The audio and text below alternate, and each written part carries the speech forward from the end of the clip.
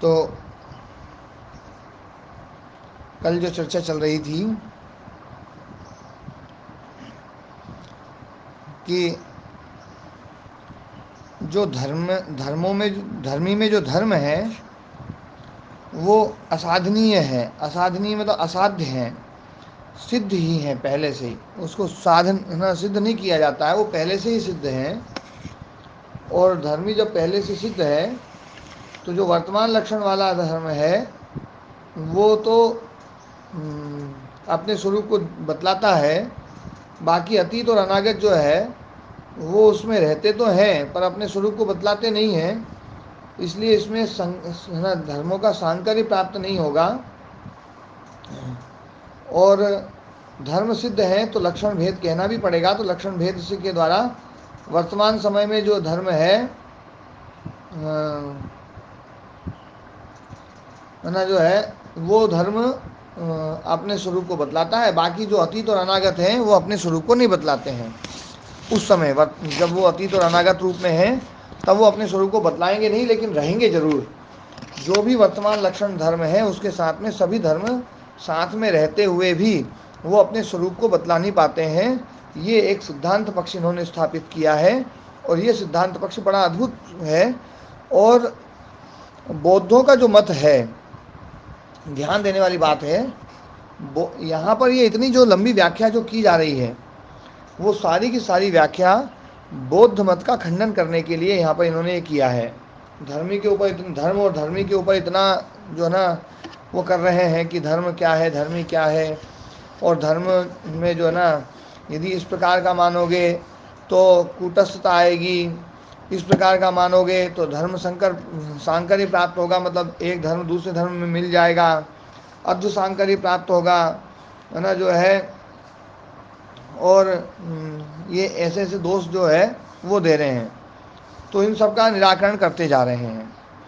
ध्यान देने वाली बात है, जो सांख्य मत है वो धर्मी और धर्म दोनों को मानता है।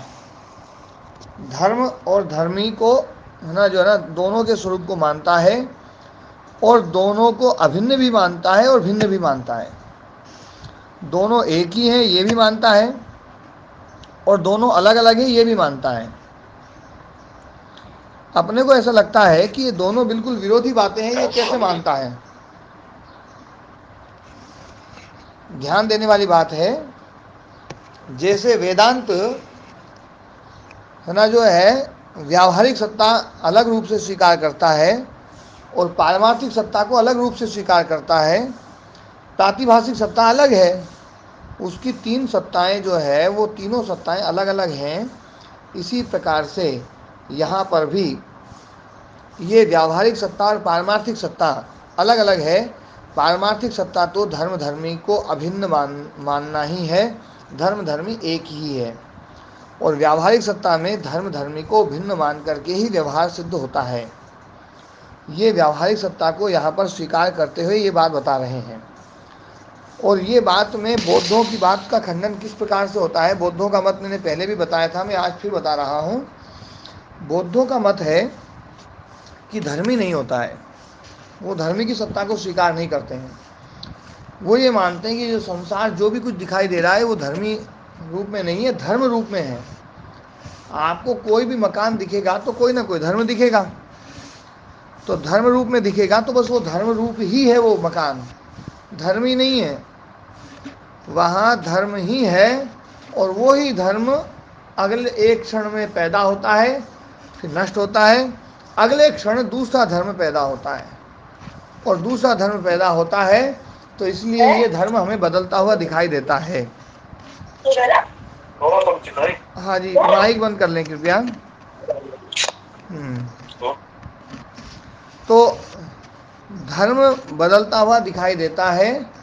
तो धर्म इसलिए बदलता है क्योंकि प्रति क्षण वो क्षणिकवादी हैं, प्रति क्षण जो है नया नया उत्पन्न हो रहा है। प्रति क्षण ये सारा संसार लीन होता है क्योंकि धर्म मात्र है। धर्म मात्र मतलब विज्ञान मात्र, तो विज्ञान मात्र है, तो विज्ञान मात्र हर क्षण विज्ञान नष्ट होता है और हर क्षण नया विज्ञान आता है।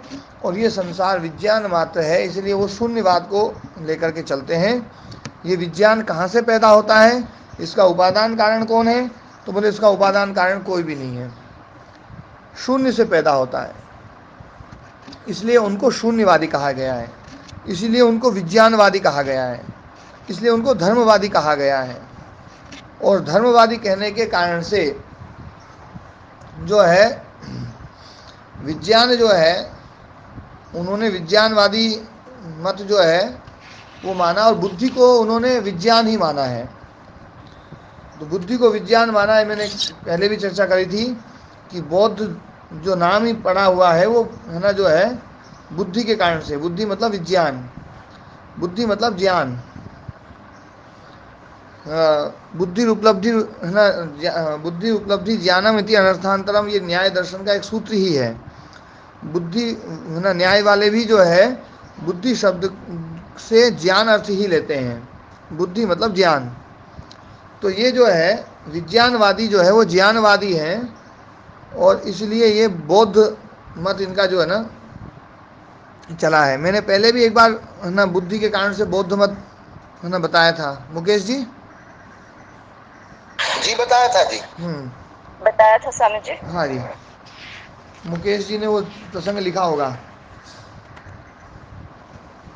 स्वामी जी ये शायद प्रथम बार में बताया था ये, नहीं प्रथम बार नहीं, अभी 2-4 दिन पहले की बात है। वो लिखा हुआ हैं? अभी बताया था 2-4 दिन पहले ही। हाँ, तो जो है विज्ञानवादी जो लोग हैं, बौद्ध लोग हैं, वो धर्मी को नहीं मानते, धर्म को मानते हैं। अब ये लोग जो है ये कहते हैं कि यदि धर्म ही धर्म हो, धर्मी ना हो, तो कई सारी चीज़ें दिक्कतें खड़ी हो जाएंगी। एक तो जो है धर्म है, धर्मी नहीं है, और धर्म बदल गया। धर्म बदल गया तो किसी चीज़ को हमने देखा तो अब वो धर्म तो बदल चुका है, क्योंकि विज्ञान रूप है सब कुछ, धर्म रूप है, ज्ञान रूप है, ये संसार ज्ञान रूप है।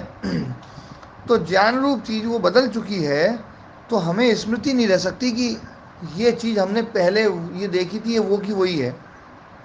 जबकि व्यवहारता हमें पता चलता है, हम ये देखते हैं कि ये चीज़ वो की वही है। मैंने बहुत दिन बाद प्रदीप व्यास जी को देखा, एकदम से पहचान गया। प्रदीप व्यास जी ने मुझे देखा, उन्होंने मुझे पहचान लिया, है ना। जो है पूरणमल जी कई दिन बाद आते हैं तो मैं पहचान लेता हूँ, पूरणमल जी मुझे पहचान लेते हैं, पूरणमल जी मंदिर को पहचान लेते हैं, राम कुमार जी आए गुरुकुल को पहचान लिया, आश्रम को पहचान लिया। ये जो स्मृति है कि ये तो वही चीज़ है, ये कैसे होती है? यदि धर्म मात्र हो संसार, ज्ञान मात्र ही हो संसार, तो वो ज्ञान प्रतिक्षण बदल रहा है, और बदलने के कारण से ये वही है, ये बोध नहीं हो सकता है। ये बोध तो तब होगा जब धर्म बदल रहे हैं लेकिन धर्मी वो का वही हो। तो धर्मी वो का वही हो तो हम ये कह सकते हैं भैया ये तो वही चीज़ है। हाँ, बस धर्म बदल गया है। महाराज जी के बाल जो है ना थोड़े सफ़ेद हो गए हैं, महाराज जी थोड़े से वो हो गए हैं, आयु थोड़ी बड़ी होती जा रही है, या ये मकान जो है थोड़े पुराने हो गए हैं, या ये जो चीज़ है ना थोड़ी सी ये हो गई है। ये तो सब जो है ना मतलब हो सकता है, लेकिन जो है मतलब धर्मी यदि नहीं हो तो फिर ये है ना जो है ना स्मृति नहीं रह पाएगी। तो पहली बात तो ये हम व्यावहारिक रूप से देखते हैं, स्मृति जो रहती है वो धर्मी के कारण से रहती है, धर्म के कारण से नहीं रहती है। धर्म तो बदल रहा है, धर्मी के कारण से स्मृति रहती है। दूसरी बात, यदि धर्म मात्र ही है सब कुछ, तो एक धर्म ने काम किया, काम करने वाला, क्रिया करने वाला धर्म अलग है, अब फल भोगने वाला धर्म वो दूसरा हो गया। तो किसी के द्वारा किया हुआ कर्म किसी को चेप दिया। तो धर्मी यदि नहीं होगा, धर्म परिवर्तनशील है, प्रतिक्षण बदल रहा है, संसार हर क्षण बदल रहा है, तो कर्मफल व्यवस्था जो है वो लागू नहीं हो पाएगी। ये एक बहुत बड़ा आक्षेप जो है वो लगेगा। तो इसलिए जो है कर्मफल व्यवस्था मतलब भोग की व्यवस्था जो ना वो संभव नहीं हो पाएगी, क्योंकि अन्य के द्वारा किया हुआ जो कर्म है वो अन्य उसका भोक्ता कैसे हो सकता है? है ना। तो ये दूसरा जो है ना वो है। और स्मृति का अभाव जो है वो तो है ही कि जैसे मैंने कोई चीज़ देखी, देखो स्मृति में दोनों चीज़, दोनों तरफ से बात करनी है। मैंने पहले अभी जिसको देखा है उसकी तरफ से बात करी, अब जो देखने वाला है उसकी तरफ से मैं बात करता हूँ कि देवदत्त ने किसी पहाड़ को देखा, फिर एक दिन बाद कहा कि यार ना जो ना ये वो पहाड़ है जिसको मैंने कल देखा था। तो मैंने कल देखा था, मैंने वो जो कल देखा था वो मैंने तो बदल चुका है। तो जो स्मृति में जो कर्ता की एक रूपता दिखती है, वो कर्ता की एक रूपता भी ना जो ना भंग हो जाएगी। और जिसको हम देख रहे हैं उसकी भी एक रूपता, कर्म की जो एक रूपता है जो हमें व्यवहार में दिखाई देती है, वो भी बदल जाएगी। ध्यान देने वाली बात है, मैंने किसी पुस्तक को देखा, क्या आप लोग ये कह सकते हो कि ये पुस्तक मैंने कल देखी थी? कल मैंने एक पुस्तक पढ़ी, आप लोग बताओ जरा कोई भी कि भैया मैंने ये वाली पुस्तक पढ़ी, कोई बता सकता है? जी नहीं। नहीं बता सकते। क्यों नहीं बता सकते? क्योंकि उस पुस्तक को पढ़ने वाला कर्ता जो ना वो मैं हूं, आप लोग नहीं है। अब सांख्य योग वाले ये कहते हैं कि यदि मैंने जिस वस्तु, जैसे आप लोगों को उस वस्तु का पता नहीं है, मैंने जो पुस्तक पढ़ी उस पुस्तक का नहीं पता है, ऐसे ही यदि मैं बदल गया तो मेरे को ये कैसे पता चलेगा कि मैंने कल पढ़ी थी, क्योंकि मैं तो अब नया आ गया हूँ। जैसे आप लोग इस पुस्तक के लिए नए हो, ऐसे ही कल का मैं और आज का मैं तो बिल्कुल अलग है। तो फिर ये स्मृति कैसे रहती है कि मैंने ये पुस्तक पढ़ी है, मैंने ये देखा है, मैंने ये किया है ना? ये स्मृति संभव ही नहीं है। तीसरा दोष है ये।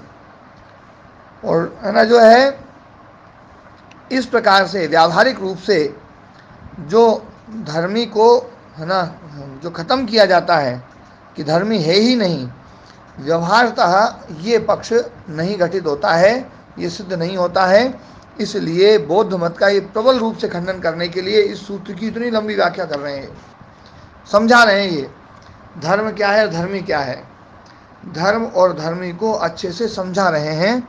और इसलिए ये ना जो है इन्होंने बताया, धर्म मतलब व्युत्थान धर्म, निरोध धर्म, लक्षण अतीत, अनागत और वर्तमान, और अवस्था उसी में जो है ना जो घट है, घट वर्तमान लक्षण है, लेकिन वो घट जो है ना पहले नया था, धीरे धीरे पुराना हो रहा है, धीरे धीरे पुराना हो रहा है, ये अवस्था परिणाम। तो ये धर्म लक्षण अवस्था परिणाम बता करके है ना इन्होंने जो है धर्म लक्षण अवस्था परिणाम बताते हुए है ना इनको ये बताया कि सारा संसार जो है एक क्षण भी जो है ना बिना परिणाम के नहीं रह सकता है, क्योंकि गुणवृत्ति जो है ये चंचल है, चलायमान है, एक क्षण के लिए भी रुकते नहीं है। और है ना धर्म धर्मी भेद से ये तीन प्रकार के परिणाम बताए हैं, धर्म अलग, धर्मी अलग, और धर्मी में परिणाम के कारण से तीन परिणाम जो है ना धर्म में धर्म परिणाम, धर्म के कारण धर्मी में परिणाम है, लक्षण के कारण धर्म में परिणाम है, अवस्था के कारण से लक्षण में परिणाम है। ये बात इन्होंने सिद्ध करी। और तत्वतः ये भी बता दिया कि तत्वतः धर्म धर्मी भिन्न नहीं है, एक ही हैं, और एक ही होने के कारण से धर्मी स्वरूप मात्र ही धर्म है। धर्म क्या है? धर्मी का स्वरूप मात्र।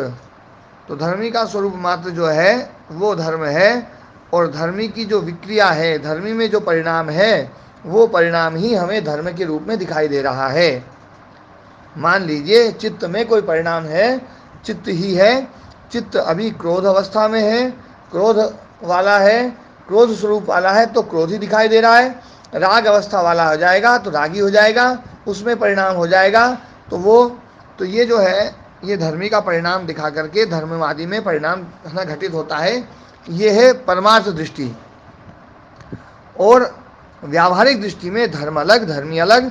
धर्म धर्मी में रहता है, धर्मी से अलग धर्म रह नहीं सकता है। इनका नित्य संबंध है, समवाय संबंध है, एक के बिना दूसरा रह नहीं सकता। और ऐसा मानते हुए धर्म में के द्वारा धर्मी में परिणाम, धर्म मतलब जैसे व्युत्थान धर्म था, अब निरोध धर्म आ गया, तो व्युत्थान धर्म है ना जो है ना चला गया, निरोध धर्म आ गया, ये धर्म परिणाम। तो इस धर्म परिणाम के द्वारा चित्त जो है पहले व्युत्थित था, अब निरोधित हो गया, अब ये निरुद्ध चित्त हो गया। पहले व्युत्थित चित्त था, अब निरुद्ध चित्त हो गया। तो ये धर्म के कारण से धर्मी में परिणाम हुआ। और धर्म में परिणाम जो है वो लक्षण के कारण से, पहले अनागत था, अब वर्तमान हो गया है। फिर वर्तमान से यदि फिर व्युत्थान धर्म आ जाएगा तो ये वर्तमान से अतीत में पहुंच जाएगा। और अवस्था परिणाम वर्तमान में ही वो और दृढ़ होता है, और दृढ़ होता है, और दृढ़ होता है, संस्कार और ज़्यादा प्रबल होते जाते हैं, और ज़्यादा प्रबल होते जाते हैं, तो उसमें दृढ़ता आती जाती है। ये उसका अवस्था परिणाम है। एक ही लक्षण का, वर्तमान लक्षण का ही अवस्था परिणाम है। तो ये अवस्था परिणाम, ये अच्छे से समझ करके, क्योंकि ये 2-3 सूत्र। हाँ ओम जी ओम। महाराज जी, अवस्था परिणाम में जो आपने बताया कि जैसे और दृढ़ होता जाएगा, और दृढ़ होता जाएगा, इसी प्रकार से क्षीण भी होता जाएगा। हाँ, क्षीण भी होता है। जो जी, क्योंकि अनागत धर्म, अब जो अतीत धर्म हो गया है, कौन? व्युत्थान। जी व्युत्थान जो है अतीत हो गया है, वो अतीत भले ही हो गया है, लेकिन जिस समय निरुद्ध अवस्था लगी उस समय व्युत्थान धर्म जो था, जो अतीत लक्षण है, अतीत लक्षण हो गया है, लेकिन अतीत लक्षण होते हुए भी वो प्रबल था। जी लेकिन निरुद्ध अवस्था में जाते जाते, चलते चलते चलते चलते चलते चलते संस्कार, निरुद्ध के संस्कार प्रबल होते गए, प्रबल होते गए, प्रबल होते गए, तो वो क्षीण होता गया, क्षीण होता गया। अतीत ही है, अतीत से वर्तमान नहीं बना है। अतीत लक्षण धर्म ही जो है वो पहले प्रबल था, और वो ही अतीत लक्षण धर्म जो है क्षीण होता चला गया। यही उसमें अवस्था परिणाम है। लक्षण वो का वही रहेगा। महाराज जी, ये तात्पर्य लें कि ये जो अवस्था परिवर्तन है, जो अवस्था परिणाम जो है, अवस्था परिणाम एक ही अवस्था, यानी एक ही लक्षण नहीं जाती, एक झटके से नहीं जाएगी, उसमें अवस्था परिवर्तन होते होते होते होते होगा, चाहे व्युत्थान में हो, यानी चाहे वो उसको घटने में हो, चाहे उसको बढ़ने में हो। हाँ जी जी महाराज। पर ये होगा एक ही लक्षण में, अवस्था परिणाम एक लक्षण में होगा। हाँ जी जी कह रहे थे इसमें सूत्रकार ने भूत और इंद्रिय दोनों की बात की है जी। तो एक इंद्रिय पर भी उदाहरण हो जाता गुरुजी, तो थोड़ा ज्यादा स्पष्ट होता। नहीं, इंद्रिय पर अपन जो बात करते हैं ना, ये तो अभी तो बात जो चल रही है वो तो इंद्रियों भी चल रही है। इंद्रिय का मतलब क्या है, यहाँ पर क्या लिया गया है, कितने पदार्थ? यहाँ तो इंद्रियों में तो हम 11 लेते हैं गुरुजी ना। नहीं, इंद्रियों में यहाँ 13 लिए गए हैं। 10 स्थूल इंद्रियां हैं और 3 सूक्ष्म इंद्रियां हैं। उसमें मन, बुद्धि, अहंकार। जी, मन, बुद्धि, अहंकार को भी इसमें इंद्रिय के रूप में लिया, इंद्रिय के रूप में लिया है। जी, यूं तो मैंने इंद्रियों को हम 11 लेते हैं। हाँ, जब चित्त को अलग कर देते हैं तो 11 है जी, है ना। लेकिन वास्तव में ये इंद्रियां जो है ना, ये है प्रमाण, जिनके द्वारा जानते हैं। गुरुजी, एक प्रश्न मेरा भी। हाँ जी, देखो पहले मैं इनका पूरा वो कर दूं, ये तो चुप ही हो गए। मैं तो इनको एक शब्द बोला था प्रमाण, मन की इसमें कुछ शंका करेंगे प्रमाण मतलब क्या होता है। जी, प्रमाण तो ज्ञान से ही, ज्ञान ही प्रमाणम। ये इस योग दर्शन में प्रमाण शब्द का अर्थ प्रमा, ज्ञान। न्याय दर्शन में प्रमाण का अर्थ है प्रमीयते अनेनिति, जिसके द्वारा जाना जाता है, ज्ञान का साधन। तो ज्ञान का साधन, उसमें बुद्धि भी है, उसमें अहंकार भी है, बिना अहंकार के ज्ञान ही नहीं होगा, और मन भी है और इंद्रियां भी हैं। महाराज जी, यहाँ इस स्थान पर ये भूतेंद्रिय सु ना, भूत और इंद्रियां जो है, एक मिनट दयाराम जी, है ना,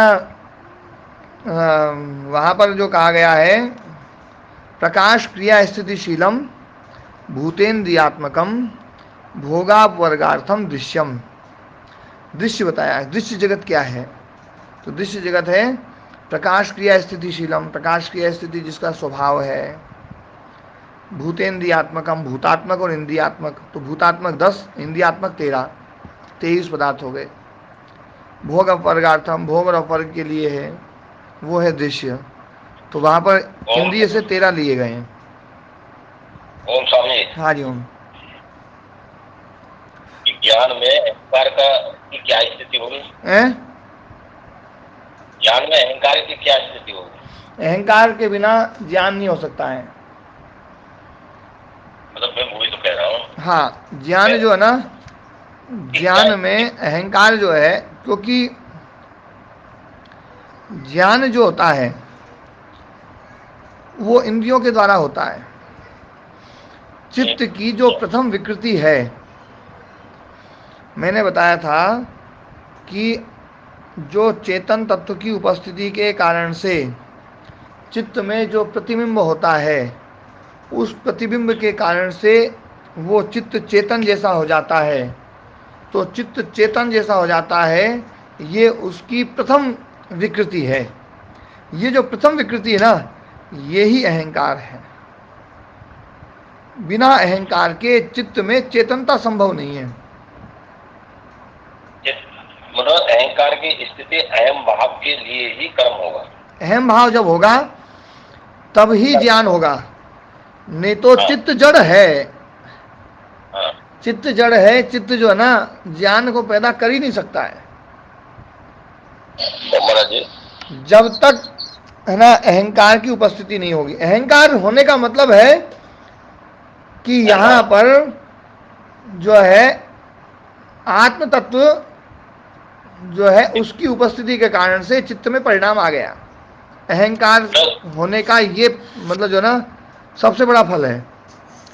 यदि किसी चित्त में अहंकार है तो समझ लो कि उसमें जो है आत्मा का रिफ्लेक्शन हो रहा है। ओम महाराज जी। हाँ जी ओम। महाराज जी, इसको ऐसा भी कह सकते हैं कि जब बुद्धि में जानने की शक्ति उत्पन्न होती है तो सबसे पहले स्वयं को जानता है, वही अहंकार है। नहीं, जब हम कोई भी चीज जानते हैं ना तो उसमें एक मैंपन जो ना हमेशा छिपा हुआ रहता है। माने मैं जानने वाला हूँ, ऐसा बात। हाँ, ये हमेशा छिपा रहता है, बिना उसके तो संभव ही नहीं है। जी, यही अहंकार है। जी। और ये पर मैं जो तत्वता समझा रहा हूँ, मैं एक बात को समझा रहा हूँ। मैं देखो, ये तो बात जो ना एक मुंह बंद करने वाली बात हो गई। भैया देखो, हम जब जानते हैं तो भैया मैं हमेशा रहता है, ये मुंह बंद करने वाली बात। लेकिन इसका प्रोसेस समझो कि अहंकार की क्या जरूरत है। जैसे ही आत्मा का प्रतिबिंब चित्त पर पड़ा तो चित्त में जो पहला परिणाम घटित होता है वो अहंकार है, जिसको हम कहते हैं कि भैया चित्त अब चेतन जैसा हो गया है, चित्त अब सब कुछ काम कर सकता है, अब चित्त में रिफ्लेक्शन हो रहा है, अब चित्त जो है ना चेतन बन करके कुछ भी कर सकता है। एक को हम बहुत श्याम में बहुत हो जाऊं, तो ये जो बहुत होने वाला जो प्रोसेस है चित्त में, ये उस अहंकार के कारण से। इसलिए जब तक अहंकार है तब तक वो अकेला है। अहंकार से पहले वाली अवस्था अकेली, अहंकार आ गया तो अकेला, और अहंकार के कारण से जो फैलाव हुआ वहां से फिर रूप बदले। इसलिए ये कहा है महतो अहंकार, महत से अहंकार, अहंकार भी एक ही है। अहंकारात पंच तन्मात्राणि, अहंकार जब आ गया उसके बाद में फिर है ना जो है ना प्रपंच हुआ। प्रपंच मतलब विस्तार हुआ, विस्तृत हुआ। जगहों पे तो महत को प्रथम विकृति माना जाता है। जैसे महत तो देखो क्या है, महत तो है ना जो है ही वो, लेकिन महत की जो प्रथम विकृति है वो कौन सी है?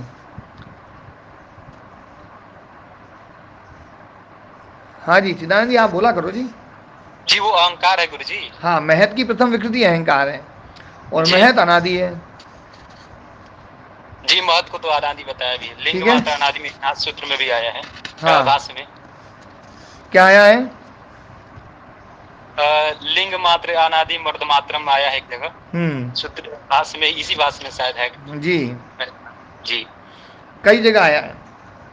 महत अनादि है जी गुरु जी, पर अनंत नहीं है। महत के बारे में एक बार थोड़ा और समझा दीजिए। महत मतलब चित्त जी। हाँ जी, तो चित्त जो है ना अनादि है। अब उसको अपन प्रथम विकृति कैसे कहें चिदानंद जी? जी जब अनादि है तो प्रथम विकृति तो यूं तो लग रहा नहीं कह सकते, लेकिन यहाँ कहा भी जाता है कि प्रथम विकृति, क्योंकि जो प्रकृति है वो तो बस विकृति जब शुरू होता है तो ही फिर महत बनता है। तो पुरुष और प्रकृति के इससे संघात से जो पहला जो विकृति होता है, कुछ जगह ये मानता है कि फिर ये महत होता है। और आपकी आवाज उसको आदि कहे तब तो फिर देखो एक बात समझ लो, स्वामी जी वापस जाने के क्रम में से पता चल जाता है। हाँ, वापस जाने के क्रम से ये प्रथम विकृति इसलिए बताई गई है कि वापस जाने वाले क्रम में सबसे अंत में जाता है, ये सबसे अंत में जाता है चित्त, और चित्त के नाश से पहले सबसे अंत में नष्ट होता है अहंकार। मैंने कई बार बताया था, मैं हूं ये जो है ना, मैं हूं ये एक अक्लिष्ट वृत्ति है जो सबसे बाद में जाती है। मैं हूं ये अक्लिष्ट वृत्ति है जो सबसे बाद में जाती है, ये बताई थी पहले। गुरु जी आता है कि लिंग का उपादान प्रकृति है और हेतु पुरुष है, तो फिर विकृति के रूप में तो लिंग को ले ही रहा है। हाँ, तो ये विकृति को ले रहे हैं तो फिर अनादि नहीं मानना पड़ेगा हमें। अब दोनों में से एक चीज को मान लो,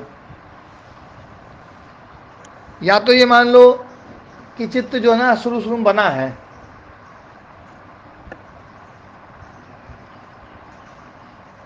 हाँ जी चिदानंद जी, दोनों में से कौन सा माने? जी गुरु जी, आवाज स्पष्ट नहीं हो पाई, स्पष्ट नहीं हो पाई है, नेटवर्क की थोड़ी। अच्छा, स्पष्ट नहीं हो पाई है गुरु जी, आवाज नेटवर्क की कुछ। लो जी, मैं पंखा बंद कर देता हूँ। अब जो है, क्योंकि क्या सुबह सुबह मच्छर काटते हैं ना, तो थोड़े से पंखा चला रहा था, मच्छरों का प्रकोप खत्म। हाँ गुरुजी, आपकी आवाज तो स्पष्ट है, चिदानंद जी की कटती है कभी कभी। हाँ, चिदानंद जी जो है ना थोड़े से टावर में कम है, उनके नेटवर्क में दिक्कत। एक बार चिदानंद जी कट करके वापस जुड़ जाओ आप।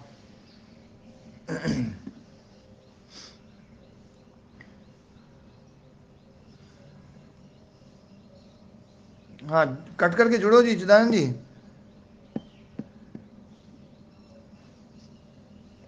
चित्त को यदि अनादि मानते हैं तो ये समस्या आती है कि ये अनादि है, तो फिर इससे आगे अलिंग क्या है। और यदि इसको अनादि नहीं मानते हैं, सादि मानते हैं, तो उसका कुछ कारण नहीं मिलता। तो दोनों में ही समस्या है। नहीं, मैं दोनों में से एक समस्या, एक की तो समस्या का समाधान कर दूंगा जी। जी महाराज जी, बताओ, है ना, अनादि में क्या समस्या है? चित्त के अनादि होने में क्या समस्या है? अनादि में ये समस्या है कि अनादि, अगर चित्त ही अनादि है तो फिर अव्यक्त क्या है? नहीं, अव्यक्त तो बाद में आएगा, जिसको अलिंग कह रहे हैं। हाँ, अलिंग जो है ना, वहां पर ये कहा गया है कि चित्त जो है, चित्त जब मुक्त होता है तो चित्त जो है अव्यक्त में चला जाता है, वो अलिंग। महाराज जी, जो वस्तु जिसमें लीन हो रही है उसकी उत्पत्ति भी तो वहीं से माननी पड़ेगी। यदि उत्पत्ति माने अपन तो फिर अनादि नहीं रहा, एक तो पहली बात। दूसरी बात, उसका कारण बताना पड़ेगा कि वो उत्पन्न कैसे हुआ है। महाराज जी, यही समस्या तो मैं आपके सामने रख रहा था। नहीं, वो देखो, आपको एक पक्ष तो लेना पड़ेगा ना। आप देखो, इसको अनादि मान रहे, उस अनादि में आप क्या क्या समस्या है वो बताओ मुझे। देखो, अनादि मानने में समस्या ये है कि अनादि है तो फिर वो किसी के अंदर जाकर विलीन कैसे हो सकता है, यदि वो बिना कारण के ही है। हाँ, अनादि का मतलब कोई उसका कारण नहीं हो। हाँ, उसका कोई कारण नहीं, उसका कोई कारण नहीं है, इसलिए वो जो है ना, कोई कारण ना होने के कारण से इसीलिए उसको अव्यक्त बनाया गया है कि अब अव्यक्त हो गया, अव्यक्त नहीं हो सकता बस, लेकिन रहेगा, खत्म नहीं है। महाराज जी, अव्यक्त मतलब समस्या मेरी, मैं वही बार बार आपको दोहराऊंगा कि यदि अनादि है तो अनादि का कोई कारण नहीं है, और कारण नहीं है तो फिर वो लीन किस में हो रहा है? लीन तो अपने कारण में होगी ना कोई वस्तु, है ना, जो है वो जो खुद ही है ना, खुद ही अव्यक्त हो गया है। वो जो अव्यक्त हो गया ना, उसी को अपन अव्यक्त बोलते हैं, उसको अपन चित्त से अलग मान लें कि भाई चित्त से अब अलग है ये अव्यक्त। तो चित्त से अलग अव्यक्त है ऐसा माने तो फिर चित्त को अव्यक्त में डालना पड़ेगा, और चित्त ही अव्यक्त रूप हो गया तो चित्त ही अव्यक्त रूप हो गया तो एक प्रकार से चित्त का धर्म बदल गया, तो इसको भी फिर एक धर्म मानना पड़ेगा। चित्त अव्यक्त हो गया, अव्यक्त धर्म जो है ना वो व्यक्त नहीं हो सकता, इसलिए उसको हम धर्म ऐसा इस रूप में नहीं मान सकते भैया, क्योंकि धर्म जो है ना वो व्यक्त होने वाले हैं। अव्यक्त जो है ना बस वो अव्यक्त ही है, बस उसको हम अव्यक्त, अब उसकी कितनी व्याख्या करें, अव्यक्त तो अनिर्वचनीय है, अव्यक्त है, व्यक्त ही नहीं हो सकता है। अब मैं उसको बताऊं तो मैं व्यक्त कर दूंगा, ये तो सब लोग ही तो करते हैं, अव्यक्त को व्यक्त करते हैं, है ना।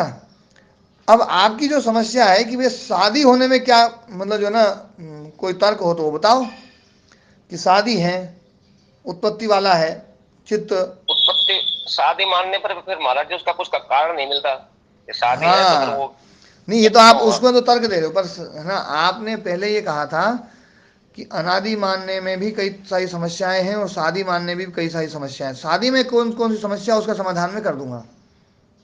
जी महाराज, शादी में क्या समस्या है। शादी में तो वही समस्या जो मैं बता चुका आपको, शादी में ये समस्या है कि यदि वो शादी है तो फिर उसका कोई कारण होगा व्यक्त होने का। तो आपने शादी को खत्म कर दिया। शादी में शादी के पक्ष में कोई तर्क दो ना आप। शादी के पक्ष में तो महाराज जी कह रहे हो, शादी का मतलब उसका कोई आदि है, अर्थात अलिंग उसका आदि है। हाँ, अलिंग उसका आदि है लीजिए, और अलिंग आदि है तो वो उसको अलिंग से वो लिंग मात्र में जब आ रहा है तो उसका कोई न कोई कारण होगा, वो कारण मिलता नहीं। हाँ, सरकार ऐसा ही कहते हैं जहां तक मैं समझ पाएंगी। तो आपने तो शादी को खुद ही खत्म कर दिया। शादी के पक्ष में कोई तर्क हो तो बताओ।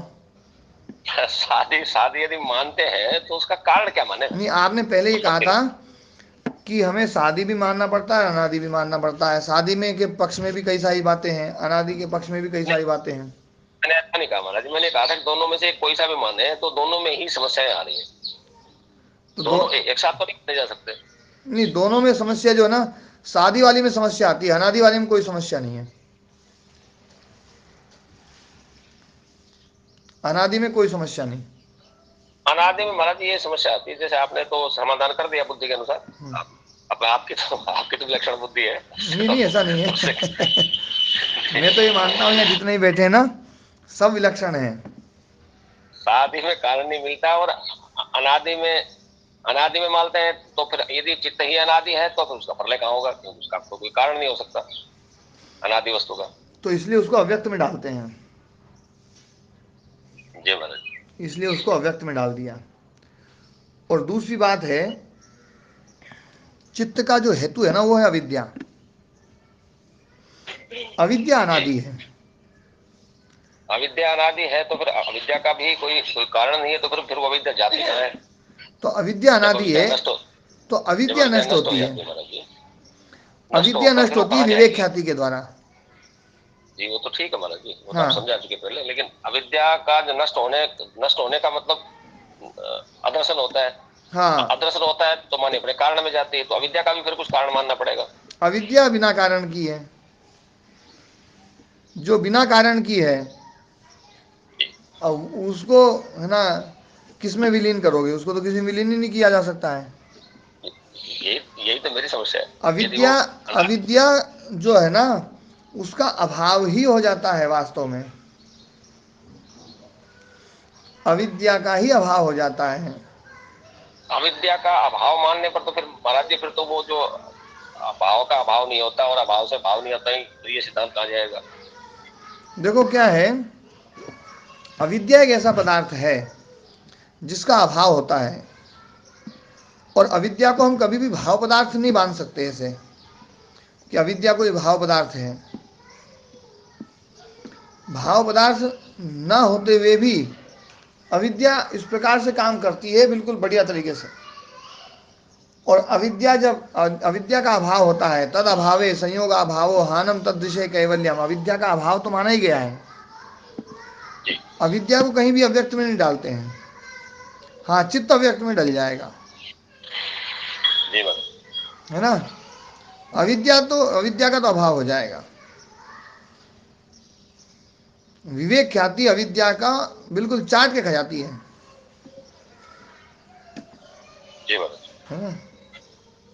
फिर गुरु जी यहाँ पे समस्या एक और होगी कि अभाव जिसका हो रहा है तो उसका तो भाव रहा नहीं होगा, क्योंकि गीता में भी तो है न सत्य विदितो भाव न भाव विद्यते।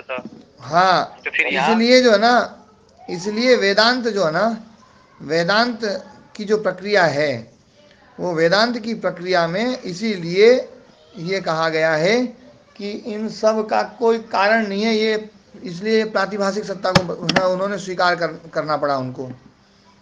जैसे प्रातिभाषिक सत्ता जो है, जैसे उदाहरण के रूप में आपने जो ना रज्जू में सर्प देख लिया, अब सर्प का जो ज्ञान है, अब वो जो ज्ञान था उसकी सत्ता थी या नहीं थी?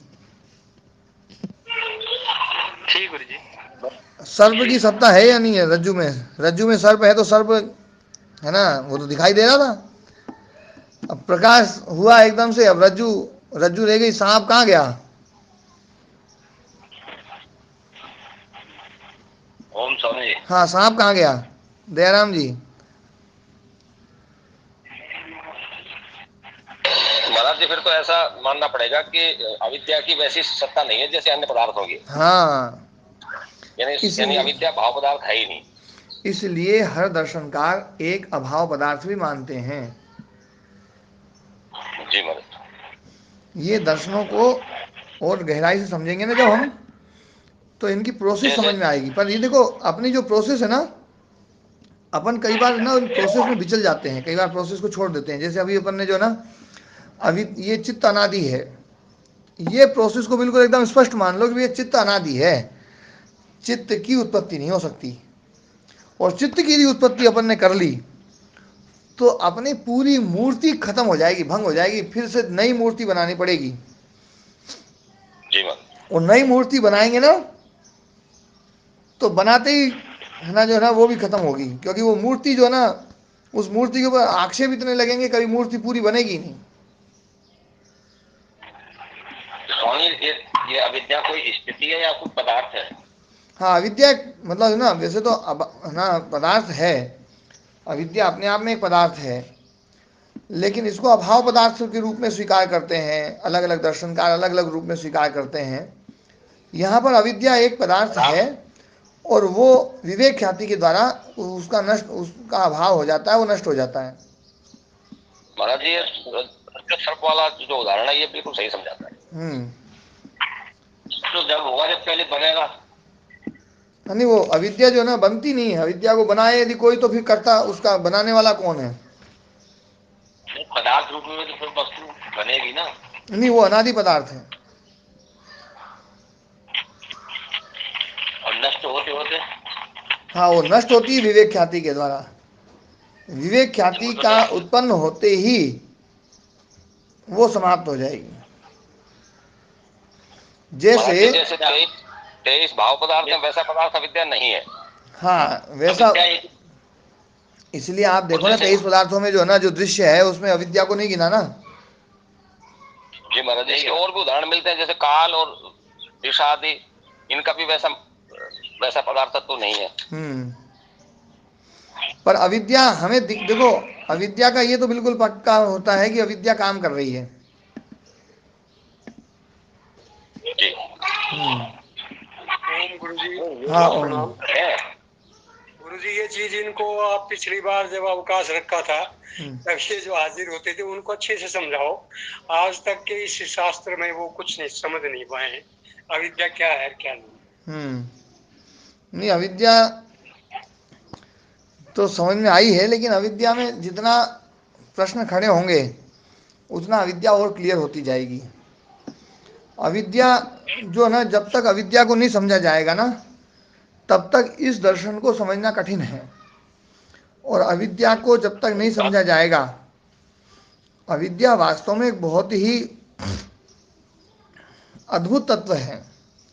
अविद्या को बिना जाने तो हम जो है ना इस मृत्यु को पार नहीं पा सकते। अविद्या के द्वारा, अविद्या को जान करके ही हम मृत्यु को पार हो सकते हैं। अविद्या मृत्युम तीर्थवा, अविद्या को जान करके मृत्यु को पार कर सकते हैं हम। तो अविद्या तो बहुत गजब की चीज है, और अविद्या के ऊपर तो बहुत चर्चाएं की गई थी। अविद्या अंधकार में है और बहुत ताकतवर भी है, और इसको ज्ञान के द्वारा जैसे अंधेरे में दीपक जलाते समाप्त भी किया जा सकता है। ये तो कई बार आपने पहले बताया था। जी। तो अभी अपनी जो चर्चा चल रही थी चिदानंद जी, आपका तो है जो है ना, आपने प्रश्न उठाया था, फिर प्रश्न के बीच में जो है ना कोई आपके मन में संदेह तो नहीं रह गया है? जी नहीं गुरुजी, हो गया, क्लियर हो गया। मैं थोड़ा नेटवर्क की समस्या है गुरुजी यहाँ, तो इसलिए बीच बीच में कट जाता है। जी गुरुजी मेरा भी एक प्रश्न, हाँ बताओ। गुरुजी जब निरोध अवस्था है, मान लो मुझे कोई पुस्तक है, वेद की पुस्तक है कोई, और मेरी अवस्था निरोध, तो क्या उस पुस्तक को मैं पहचान? निरोध की अवस्था में आप पुस्तक को नहीं पहचानेंगे। बस यही गुरुजी पूछना चाह रहा था। क्योंकि निरोध की अवस्था में आपके मन में कोई वृत्ति नहीं उठेगी। पहचानने के लिए आपको स्मृति वृत्ति चाहिए। जी गुरुजी। और स्मृति वृत्ति जो है ना, वो वृत्ति आप एकाग्र व्युत्थान अवस्था में ही करेंगे। व्युत्थान में भी मतलब एकाग्र अवस्था में। क्योंकि निरुद्ध व्यक्ति जो है ना, वो क्षिप्त मूड विक्षिप्त में तो नहीं जाएगा अवस्थाओं में, एकाग्र अवस्था में जाता है और फिर निरुद्ध हो सकता है, फिर चल एकाग्र में जाता है। अपने काम जो करता है वो एकाग्र अवस्था में रहकर करता है।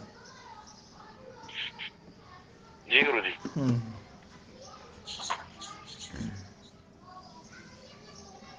तो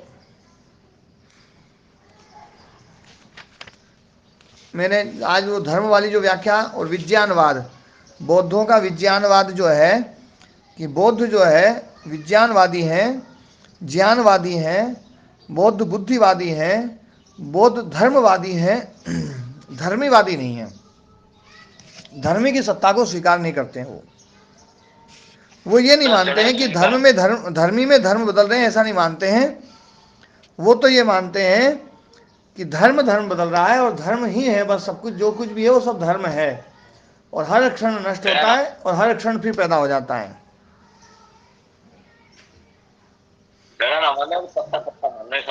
हैं? जड़ को स्वीकार नहीं कर रहे, पत्ते पत्ता स्वीकार कर रहे हैं। हाँ तो है ना जो है ये किंच और भी, किंच जो है और भी है ना। कल अपना जो अपन ने पढ़ा था यहाँ पर, रागस्य असमुदाचारादिति एवं ही न चित्तम राग धर्मकम स्यात् क्रोध काले रागस्य असमुदाचारादिति। किंच और भी, त्रयाणाम लक्षणानाम युगपत एकस्याम व्यक्तौ नास्ति संभवः। तीनों लक्षण जो है मतलब अतीत अनागत और वर्तमान, युगपत एकस्याम व्यक्तौ नास्ति संभवः। एक जो है ना चित्त वृत्ति में, एकस्याम चित्त वृत्तौ, या एक पर्सन में है ना, वो क्रियात्मक हो, भावात्मक हो, द्रव्यात्मक हो, कोई भी हो, या एक चित्त वृत्ति में, इन तीनों लक्षण की है ना जो है युगपत व्यक्ति नास्ति। युगपत जो उसकी जो ना अभिव्यक्ति है ना, एकस्याम व्यक्तौ, एक चित्त वृत्ति में युगपत लक्षणानाम त्रयाणाम युगपत नास्ति, एक साथ नहीं है, संभव नास्ति संभवा। क्रमेण तु स्व्यंजकांजनस्य भावो भवेदिति। क्रम से जो है इनका है ना जो है स्व्यंजकांजन, स्व्यंजकांजन मतलब उसका कोई व्यंजक आ जाए। व्यंजक मतलब जो व्यक्त करने वाला। तीन लक्षण हो गए, तीनों लक्षणों में एक लक्षण चल रहा है, एक लक्षण चल रहा है, अब दूसरा आएगा कब? जब उसका व्यंजक कोई आए। व्यंजक मतलब उसको व्यक्त करने वाला। जैसे मिट्टी में लोंदा धर्म है, अब घट धर्म नहीं आएगा जब तक उसका व्यंजक ना आए। उसका व्यंजक मतलब उसको अभिव्यक्त करने वाला कुम्हार, चाक और वो लकड़ी वकड़ी वो सब आ जाए तो वो व्यक्त हो जाएगा। तो स्व्यंजकांजनेन व्यंजनेन अंजनम यस्य स्व्यंजकांजनस्य धर्मस्य भावो भवेत्। स्व्यंजक ही अंजन है के द्वारा अंजन है जिसका ऐसे धर्म का भाव हो जाता है क्रम के द्वारा। क्रम से एक साथ इनका संभव नहीं है उत्पत्ति। युगपत जो है, युगपत मतलब एक साथ तीनों संभव ही नहीं है। एक ही व्यक्ति में, एक व्यक्ति में मतलब या तो चित्त वृत्ति में या किसी पर्सन में या किसी में भी जो है वो एक साथ संभव नहीं है ना। उत्तम च कहा भी गया है रूपातिशया वृत्तिशयाश्च परस्परेण विरुध्यन्ते। रूपातिशय या वृत्तियातिशय जो है ना ये परस्परेण विरुद्धन्ते, परस्पर एक दूसरे के साथ में विरोध भी है इनका। रूप है 8 रूप बुद्धि के और वृत्ति है 5, या वृत्ति 5 की बजाय शांत घोर मूढ़ 3 अवस्थाएं जो ना इनको कहा है ना, इनको कह सकते हैं। और रूप है 8 रूप। बुद्धि के 8 रूप कौन कौन से हैं?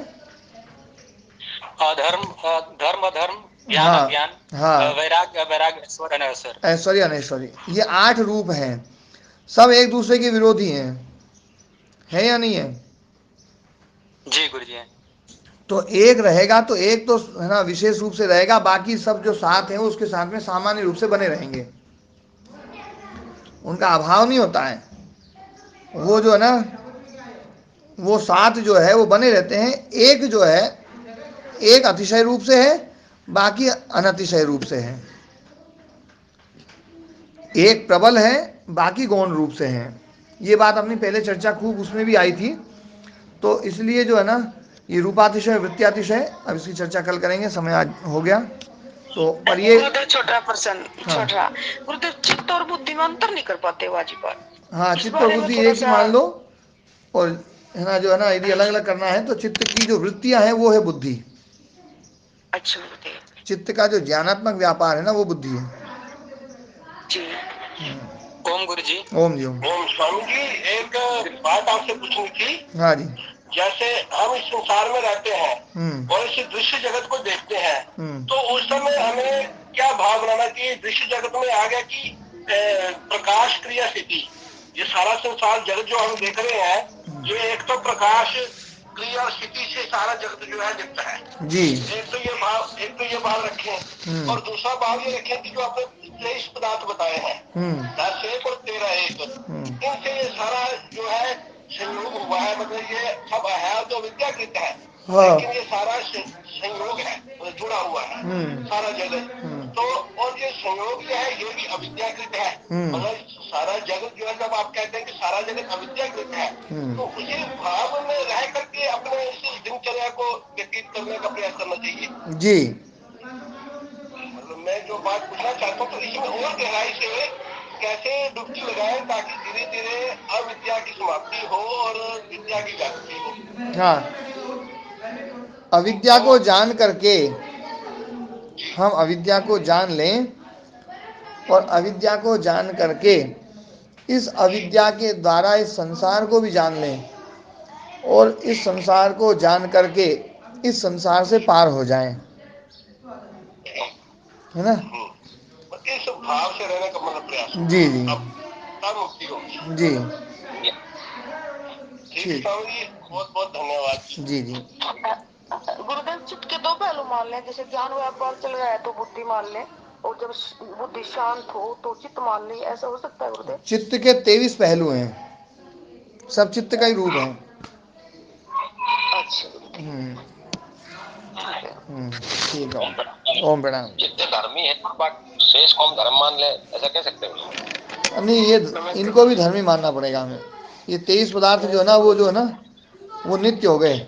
धर्म वो है जो बदलता रहेगा, धर्मी वो है जो बदलेगा नहीं। तो ये 23 है ना जो ना ये बदलते नहीं है, अनादि हो गए ना। ये तो है बस चित्त का ही विस्तार, लेकिन ये अब अनादि है। ठीक है। जानना यज्ञ ब्रह्म को न जानना ही अज्ञान है, मतलब उसको मिथ्या रूप में जानना। जी।